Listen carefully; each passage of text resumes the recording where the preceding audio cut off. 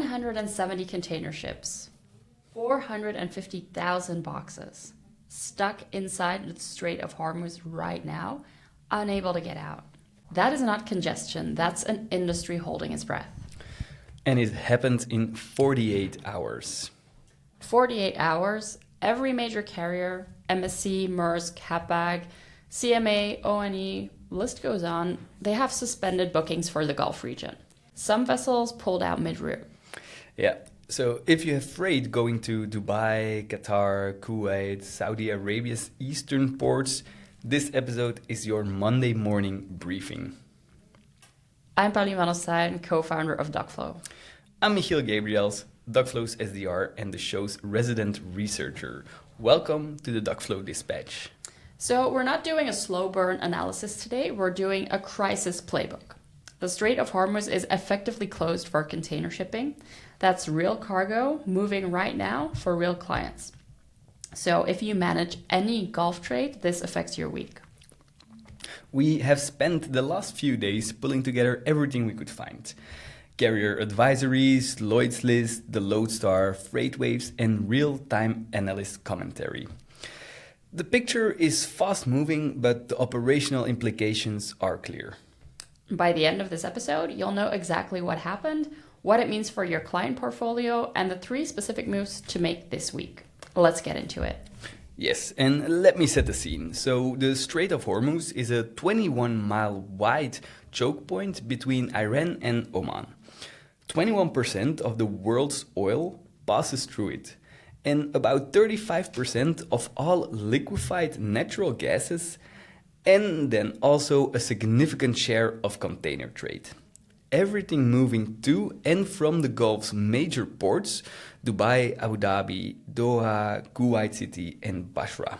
And it's effectively closed right now. Effectively closed. Here's how fast it happened. On February 28, the Houthis announced they were resuming attacks on commercial shipping in the Red Sea. Then, on March 1st, the conflict escalated directly into the Strait of Hormuz itself. 5 merchant vessels were hit, and 1 vessel named specifically in analyst reports was the Safeen Prestige, a 1,700 TEU container ship. Struck in the strait. Fire broke out on board, and the crew abandoned ship. Right, that's not a near miss, that's just a vessel loss. It is, and the shipping lines didn't wait for a second one. The industry response was almost simultaneously. MSC, the world's largest container line, suspended all worldwide bookings for Middle East destined cargo on March 2nd. Vessels already in the Gulf were instructed to proceed to, quote, safe shelter areas until further notice. ONE followed within hours, CMA pulled all Gulf acceptance, and Hapag announced a booking stop across UAE, Iraq, Kuwait, Qatar, Bahrain, Sohar, Dammam, and Jebel. That's essentially every port that matters in the region, and they're all gone. All gone. And the numbers behind that are staggering. Traffic through the strait is down at least 80% from normal levels. Approximately 170 container ships carrying around 450,000 TEU are currently inside the Hormuz and can't exit. That's roughly 1.4% of the entire global fleet just frozen in place. And one analyst estimate actually puts MSC alone at 350,000 TEUs of cargo bound for the Gulf right now in limbo with just 1 carrier. 1 carrier, 350,000 boxes. Mm-hmm. So what does rerouting actually mean for the Gulf? Because this isn't like just the Red Sea situation where ships could at least swing around Africa. No, and this is the key thing to understand. So the Persian Gulf is a cul-de-sac. The Strait of Hormuz is the only way in and the only way out. There is no alternative sea route to Dubai, to Kuwait, to Qatar. If the strait is closed, those ports are unreachable by ship. Full stop. Yeah. So ships heading for Jebel Ali, they're not rerouting around the Cape of Good Hope. They can't. What carriers are doing instead is discharging cargo at alternative hubs that sit outside the strait, on the Gulf of Oman or Arabian Sea side, where you can still get to without transiting Hormuz, Salalah, in Oman, Sohar, Khor Fakkan, which is on the UAE east coast, but on the ocean side. No Hormuz transit needed. And for some traffic, Colombo in Sri Lanka. Wow, okay. So the cargo gets to a hub, and then what? Then it waits. Either for a feeder vessel to move it onward when conditions allow it, or it goes by road. Khor Fakkan to Dubai is about 130 kilometers, roughly 2 hours by truck. That sounds manageable, but at scale with hundreds of containers all needing that same land leg, simultaneously the cost and congestion add up very fast. And the ships that are headed inside the Gulf right now? They're trapped. Those 170 vessels, that's what frozen in place actually means. No exit. The Persian Gulf does not have a back door. Then that brings us to the port situation, because it's not just the strait. No, there's a cascade. So on March 1st, the same day as the vessels attack, DP World suspended all operation at Jebel Ali in Dubai. That's the world's 9th busiest container port, roughly 14.5 million TEU of annual capacity. The suspension came after a bird fire caused by falling debris from an aerial interception. Kuwait's port of Shuaiba suspended. Bahrain's Khalifa Bin Salman port suspended. Qatar's Ministry of Transport temporarily suspended all maritime navigation. Even if a vessel could physically get through the strait, there's nowhere to berth it. So the closure is multi-layered. The strait is a war zone, the ports are suspended, and the only route out actually adds 2 weeks and €1 million per voyage. That's exactly right. And there's one more thing I want to flag. A hard deadline that isn't getting enough attention in the coverage. The insurance deadline. Yes, the P&L clubs. These are the insurance corporations that cover war risk for merchant vessels. The majority of them ended war risk cover for Gulf-bound shipping at midnight on March 5th. Right, that was last night. Yes, and the deadline has passed now. Any coverage restarting will be at rates that most smaller operators can't absorb. Lloyd's List called it shipping's risk appetite being tested. That's diplomatic for if you haven't sorted your Gulf cargo, you're now operating without a safety net. Okay, that's the what. So it's a cascade of closures that hit faster than anyone modeled. The strait, the ports, the insurance, all at once. So let's get into what this actually means if you're managing a portfolio of Gulf trade right now. The very first thing, if you haven't already audited your Gulf exposure, that is the single most important task for today. So before your first client call, before you even look at rates, pull up every active booking touching UAE, Qatar, Kuwait, Bahrain, Saudi Arabia's eastern province, Iraq, and Oman. And what specifically are they looking for in that audit? 4 things. First of all, which carrier, because the suspension status varies. Which status at origin, on the water, is that at a transshipment hub, is it in final mile, and also what stage of documentation you're at and what the client's delivery deadline is. So those 4 pieces will tell you how urgent each situation is and what your options are. Let me walk you through the carrier status because it drives everything. MSC, full suspension, no new bookings. Vessel is safe shelter areas. ONE, full suspension. CMA, full suspension, plus a $2,000 per TEU emergency conflict surcharge on any cargo that was already accepted. Hapag-Lloyd, booking stop across the whole Gulf region, plus a war risk surcharge of $1,500 per TEU standard and $3,500 for reefers. Maersk still operating some services via Gabriëls routing, but with emergency freight increase. So $1,800 on a 20-foot dry, $3,000 on a 40-foot dry, and $3,800 on reefer and special equipment. So the range is $800 to $4,000 per box, depending on which carrier you're with and what you're moving. So all on top of normal ocean freight. And this is all effective already from March 2nd. As separate named line items. That means any quote that you send to a client before March 2nd is wrong. So if you haven't reissued with the surcharge broken out transparently today, you're either absorbing the cost yourself or your client sees a surprise $1,500 on their invoice with no explanation. So neither of those is really a good outcome. No, we don't like those surprises. And a lot of clients are asking about force majeure. Can forwarders invoke it? That actually depends on the contract language and it varies a lot. So for cargo that's stranded or delayed through no action of the forwarder, which this clearly is, there's a reasonable argument. But there's one thing, and that force majeure changes the liability question. It doesn't move the cargo. So yes, document it, notify in writing if you need to invoke it, but don't stop there. I mean, the clients still need their goods. They still have their own deadlines. Yeah, it's a legal position, not an operational solution. Exactly. Actually, the more useful question is, where does the cargo actually go? Because if you have a client shipping regularly to Dubai or Abu Dhabi, their cargo is probably not going to have that as a final destination.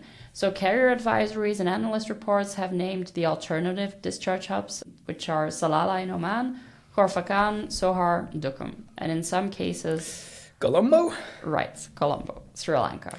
That's a very long way from Dubai. A very, very long way. And these are transshipment hubs. So the cargo waits there for a connecting service, which adds more time and cost on top of the Cape detour already added. And here's what struck me in the analyst commentary this week. So one of the industry's best connected voices actually put it this way. He said, "We are especially flying blind because I don't think anybody has a clear picture of what the next few days or weeks or months are going to bring." Flying blind. Yeah, if that's the view from someone that plugged in, the clients definitely did not. Yeah, which is actually an opportunity. The freight forwarder who reaches out proactively and explains what's happening, maps out alternative routing, gives a revised ETA, that is the kind of forwarder who builds trust in a crisis. So the one who waits for the client to call asking where their cargo is, that's a relationship that gets reviewed at contract renewal. Yeah, and think about it this way. A freight forwarder in Antwerp managing weekly shipments to a manufacturing client in Dubai. The cargo left last week. It's on the water right now. On an MSC service, that vessel has been instructed to go to a safe shelter area. The client calls Monday morning. What does the forwarder say? So if they've done the audit, if they know the vessel name, know the shelter status, and have a plan for onward movement, then they have a real answer. And that's a conversation that goes well. And there's the broader market to watch too, because this doesn't stay contained to the Gulf. No, it doesn't. So those 170 vessels sitting in shelter inside the Gulf represent the real capacity that's been pulled from the market as long as this lasts. And the alternative transshipment hubs, Salalah, Khor Fakkan, Sohar, they're now actually absorbing volumes that they were never designed for. Yeah.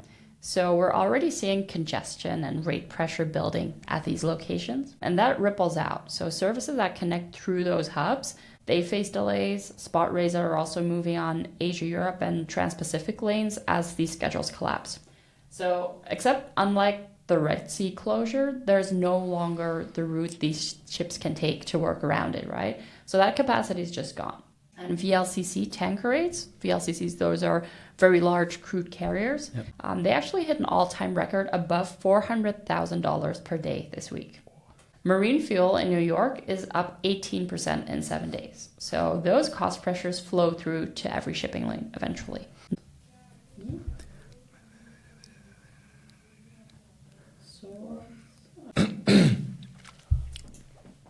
Now what? 3 specific moves. Let's go. Move 1. The audit today. Map every active booking touching the Gulf. Categorize by carrier. Check each carrier's advisory page directly and categorize by status, at origin, in transit, at a hub, or in final mile. If you are on Dockflow, we have a view built exactly for this. It filters all your active shipments by affected corridor. Worth pulling that up first before you build the list manually. Right. And the cargo that's already on the water is your highest priority because those vessels are either in shelter or rerouting right now. You need to know which, and you need to know that before your client does. So find the vessel name, find out if it's in a shelter area. That's a phone call to your carrier contact, not an email. Emails are taking at least 48 hours to come back for sure. Yeah, and if the carrier contact can't tell you where the vessel is? Escalate. Go to your account manager, not the bookings desk. That's what the relationship is for. Exactly. And then move to the client brief. And I want to be specific about what proactive actually means here. It's a 4-part message. 1, what is happening? 1 or 2 sentences. No panic, just facts. The Strait of Hormuz is effectively closed. All major carriers have suspended or rerouted their Gulf services. Secondly, which of their specific shipments are affected?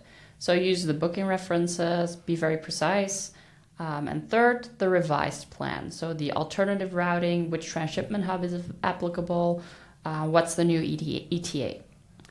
And then 4 is the cost change. That's the surcharge, named, broken out, not buried in a freight rate total. And if they push back on the surcharge? You can show them the carrier advisories. Maersk published theirs on their website, same for Hapag. So it's not a decision that your freight forwarder made. It's every major carrier simultaneously and effective the same date as well. So when a client sees that, the conversation changes from why are you charging me to this to okay, let's see what to do next. And next we have move 3, repricing. Every open quote issued before March 2nd, void it and reissue it. The war risk surcharge goes in as its own line. Label it exactly war risk surcharge. Carrier name, amount, transparent, don't bury it. Don't round it into the freight rate. And look at your non-Gulf lanes too. So any contract or long-term rate on Asia-Europe or Trans-Pacific priced before this week doesn't reflect where the market is going. Some of those conversations, they need to happen proactively. Yeah, so we also have the demurrage question, of course. And demurrage is the charge for keeping a container at a terminal beyond the free time allowed. And right now, cargo is sitting at suspended ports, Jebel Ali, Shuaiba, or waiting at alternative transshipment hubs for onward connections it wasn't supposed to need, but those clocks are running out. Document everything. Every communication with the carrier, date it, timestamp it, save it. The paper trail matters enormously if you end up in a demurrage dispute or an insurance claim later. It's not glamorous, but it's what will protect you. And what's the honest answer on timing? When does this normalize? Nobody really knows, so I think that it's actually the most useful thing that we can tell our listeners right now. Don't build your client communication around a specific reopening date. Don't promise this should resolve in 2 weeks. If it doesn't, you've caused damage twice. Once the disruption happened, and then once when the expectation wasn't met. So build around, here's what we know, here's the contingency. We'll keep you posted as it develops. Yeah, so the Red Sea took over a year to partially normalize. And that was arguably a simpler geopolitical situation than this. Yeah, plan for weeks to months. If it resolves faster, that's great, you look good, but don't set your clients up for a second disappointment. And the March 5 deadline, which passed last night. Yeah, if you have cargo currently inside the Hormuz or heading toward it and you haven't confirmed its status, that window unfortunately is gone. So the war risk cover has expired. Contact your carrier right now. Ask them explicitly, where is this vessel? Is it in a shelter area? And what's the plan for this cargo? Pick up the phone. And if the vessel is in a shelter area, the cargo isn't lost, it's waiting. The question is how long and at what additional cost? And what's the onward routing when movement eventually returns? That's the conversation to have with your carrier today. Let's close it out. 3 things to walk away with. 1. Audit your portfolio today. Every Gulf booking, every carrier, every transit status. Know your exposure before your client does. Secondly, brief your clients proactively, specifically, and honestly. What's affected? What's the revised plan? What's the cost? So the freight forwarder who leads that conversation is the one who builds trust. The one who waits loses it. Surely. And thirdly, we have the reprice. Every quote before March 2nd is wrong. Void it, reissue it, name the war risk surcharge as a line item. And watch Asia, Europe and Trans-Pacific the broader capacity squeeze is real. And on the insurance deadline, it was midnight, Thursday, March 5. It has now passed. So if you haven't confirmed where your cargo is, get on the phone today. That safety net is gone. Yeah. And we'll be back soon with longer view what a sustained Gulf closure means for routing strategies and trade flows over the next 6 to 12 months. And whether this crisis finally forces the industry to build the disruption playbooks it's been putting off for years. If this was useful, share it with one freight forwarder who has Gulf trade. They need it this week. I'm Pauline van Ostaeyen. I'm Michiel Gabriëls. This was the Dockflow Dispatch.